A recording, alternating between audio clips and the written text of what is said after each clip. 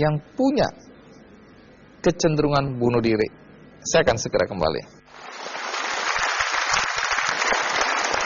Ini pertanyaan untuk Ibu Hainang ya. Karena tadi Tami secara terbuka di depan kita, di depan ibunya, di depan bapaknya menceritakan ada perasaan bahwa orang tua, terutama ibunya kok otoriter, selalu melarang. Nah, ibu bisa cerita dari perspektif ibu, kenapa sampai Tami merasa ibu banyak melarang sehingga dia tidak menjadi seperti anak-anak lain? Iya, kalau sebagai orang tua kan kita selalu mengharapkan anak kita masa depannya harus lebih baik. Jadi kita harus persiapkan dari awal, dari masih dia menanjak remaja sampai dia dewasa kelak. Karena kita sudah sering melihat dia sudah mulai memasuki masa puberitas, otomatis kita harus lebih ekstra memperhatikan dia kan. Ya saya pikir kalau kita tidak bisa secara pelan, secara halus, ya kita harus agak sedikit keras. Mungkin seperti itu.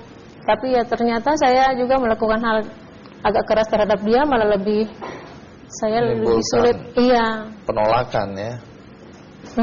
Jadi saya juga sebagai ibu pada saat itu juga bingung langkah apa yang saya harus ambil untuk bisa. Ya. Apakah ada perubahan sikap dari orang tua untuk membuka komunikasi dengan Tami? Kan selama ini kelihatannya otoriter, tapi sesudah bunuh diri ada perubahan atau tidak? Ya jelas kita harus introspeksi diri. Kami introspeksi sama ibunya, kok bisa begini? Mungkin kita tidak bisa terlalu keras sama dia, dan memang kita kan tahu sendiri dia emosinya cukup tinggi, emosionalnya cukup tinggi. Gimana caranya supaya masa depannya bisa selamat, kemudian dia juga merasa mempunyai percaya diri, kemudian bisa berkembang sesuai dengan potensi yang ada sama dia. Jalannya ya. Nah, ada Ibu Ratna Yosefin di sini. Beliau adalah seorang psikolog klinis ya.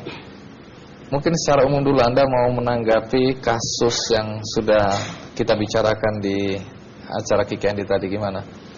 Jadi kalau kita lihat percobaan bunuh diri atau punya pikiran untuk bunuh diri dan sampai akhirnya melakukan upaya bunuh diri itu sendiri, itu sebetulnya sebuah proses. Jadi tidak ada bunuh diri yang sebetulnya sifatnya refleks atau otomatis. Ini harus menjadi perhatian bagi seluruh keluarga yang mempunyai putra yang dititipi oleh Yang Maha Kuasa. Artinya itu sudah terjadi cukup panjang. Sebetulnya ada prosesnya. Ada prosesnya. Dan proses itu pada setiap anak berlangsung berbeda-beda. Ada yang prosesnya singkat, ada yang prosesnya cukup lama. Bisa terlihat atau tidak? Observasinya sebetulnya kalau kita jeli dan sensitif, orang tua mengenal betul anaknya, itu akan terlihat. Jadi ada perubahan-perubahan sikap, bahkan perubahan sikap yang sangat ekstrim dari sesuatu yang mungkin tidak biasanya, kemudian menjadi sesuatu yang baik, sehingga orang tua tidak pernah berpikiran bahwa sesuatu yang baik itu sebetulnya adalah sebuah tanda. Tanda cry for help itu tadi juga bisa dimunculkan dalam bentuk perilaku yang positif. Dan ini bisa kita lihat dari Bashir, mungkin dia sholat selama seminggu begitu ya, sesuatu yang positif